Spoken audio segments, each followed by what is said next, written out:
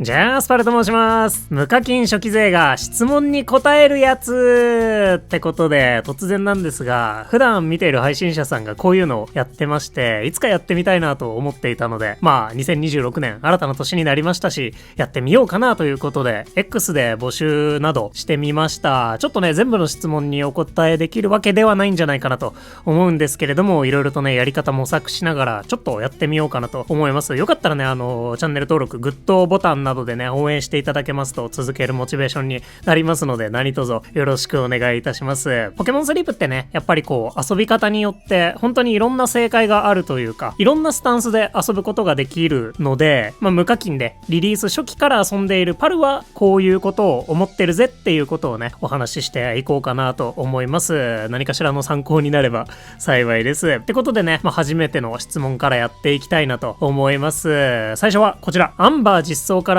達米厳選してるんですが、木の実 S プラスアルファの個体が全く出ず、ポケスリのモチベが下がってるんですが、厳選する上でモチベを保つ工夫、自分の中のルールなどあれば教えてくださいってことで、ポケモンスリープのモチベーションね、これ大変だよね。本当に厳選ってなかなかさ、自分の狙ってる子って出てきてくれないじゃない。ポンって出てきてくれることもあればね、もう全然大沼に沼る瞬間もたくさんね、皆さん経験されてるんじゃないかなと思うので、ぜひともね、皆さんのモチベを保つ工夫もね、あれば教えていただきたいなと思うんですけれども、まずね、これ本当にあんまりね、参考にならないんじゃないかなっていう気がするんですけど、私のマイルールは期待しないっていうことが一番かなと思ってます。厳選にあんまり期待しない。でもね、多分ね、これって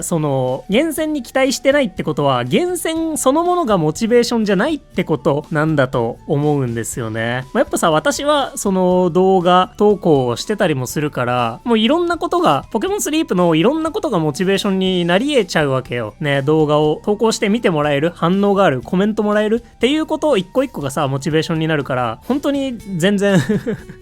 参考にはならないのかなって思うんだけど、そもそもね、無課金で、分割睡眠とか睡眠タイプ狙ったりとかしないで遊んでるから、まずもって自分で理想個体をゲットしに行くっていう感覚がすごい乏しいんですよね。っていうのは、もう本当に睡眠タイプから運が絡んでくるので、偶然出会えた強いポケモンたちでどういう風に攻略していくかっていうことを考えるゲームだと思って遊んでる節があります。偶然出会えた強いポケモンで攻略していくゲーム。それが私の中のポケモンスリープなんですよね。なので、本当に何も言ったら狙ってないから、一応もちろんね、狙いっていうものはあるし、こういうポケモンが欲しいなって思ってるのはあるんだけど、やっぱ、そもそも狙えもしてないから、例えばね、達兵衛、私も狙ってたりするんだけど、達兵衛が出てきただけで、1個ね、クリアみたいな。うわ、嬉しいなみたいな。になるし、で、ボーナスサブレ、プラスポケサブレ2枚で、大体ゲットするわけなんだけど、満腹にならなかったら嬉しいし、大成功出たら嬉しいし、みたいな。で、その上で、本当にたまたま運よく、バケモンみたいな子が来てくれたら、最高やんみたいな。そういう子ってね、実際狙っててそんな子が来るってことは、言うてもほとんどないんだけど、ね、ある程度狙っていく中で、来てくれた中でもう選ぶ。やっぱね、この質問くださった方は、木の実 S プラスアルファの子を探してると、そこがゴールというかスタートというか、そこからスタートになってるわけなんだけど、私の場合って、アンバー渓谷登場キャンペーンの時とかは、やっぱナックラーとか石住まいを中心に探してたんだけど、そのアンバー渓谷登場キャンペーン前後とかで、ナックラーを結局20体ぐらいゲットしたのかな。でも、ゲットした中で一番強いやつを育てるみたいな。だから基準があって、それを満たす子を育てるんじゃなくて、ゲットした中で、お前が一番強いっていう子を育てるしかないというかね。そんな感じでやってるんですよね。本当に偶然の中でお仕事を任せられる子を選んでるみたいな感じでね、普段プレイしているので、アボカドとかね、ゴールド環境におけるコーヒーとかね、なくてはならない食材に関しては、もうそうやって基準がどうというよりは、自分がゲットした中で一番強い子を採用せざるを得ないみたいなところもあったりはすると思うんですけど、今ってね、言っても別にアボカド使わなくてもそれなりに強い料理を作っていくことはできるし、みたいな感じで、ぶっちゃけそれすらねなくてもいいプレイしていくことができるから、全然ね、もっと理想に近いね、ポケモンを探すっていうのも大いにありなんじゃないかなとは思ってるんですけど、一旦ね、私はそんな感じで、何か基準を決めて、その中でやっていくというよりは、本当に偶然の中で、君に決めたをして遊んでいますね。まあでもさすがにね、もうメインアカウントもサブアカウントも900日近くプレイしてきてるので、まあ去年ぐらいからね思ってたんだけど、いよいよなんかそろそろちゃんと高めの厳選基準を設けた方が良さそうだなとは思ってはいます。だからね、それこそ達兵衛厳選に関してなんですけど、私ね、サブアカですでにボーマンダを育てていて、その子は木の実 S マイナスプラスマイナスみたいな感じなのよ。プラスアルファじゃなくて、木の実 S かっこちょいマイナスみたいな感じの子を育成してるんですけど、それはアンバーで編成できる木の実のポケモンが一体もいなかったから、まあもういいかなみたいなところで育て始めてるんですけど、対してね、メインアカウントの方はレベル60を超えてるバタフリーとか木の実 S を持ってる海竜とかがいるので、やっぱもともとね、そういうポケモンがいる場合ってどうしても厳選基準が勝手に上がっていっちゃうので、達兵衛まあ全然ゲットもしてないし育てられてもいないみたいな感じになってるんですけど、やっぱね、誰がそのポケモンの代わりを務められるのかみたいなことは割と考えてますね。で、それで言うと、そのアボカドとかね、コーヒーとかってあんまり代わりになれるポケモンがいなかったりするので、もうそういう場合はしょうがねえよなっていうしょうがねえよなって思ってますし、まあたまたまね、私は両アカウントとも2アカウントともナックラーをフライゴンまで育てるっていうルートになったんですけど、ナックラーがね、全然強い子がお迎えできなくて、石住まいがめっちゃ強かったですってなったら、問答無用でというか、しょうがねえって言って、メインスキルの種ね、ドバドバ使ってたんじゃないかなと思うので、本当になんかそういう割り切りをしながら遊んではいますね。まあ、なので、結果的には期待をしていないので、モチベが下がることがあんまりないっていう。逆になんだろうな、だからモチベがもともと低いのかもしれない。で、たまにそのバケモンみたいな子が来るじゃん。狙ってたポケモンじゃなかったとしてもね。まあそれなりにやっぱサブレを上げる子って狙ってる軍の中の誰かにサブレを上げてることにはなってるから、その中で突然バケモンみたいな子が来ると、うわじゃあこの子どうやって生かそうかっていう方でモチベが上がるみたいなね、割とそういう遊び方になってます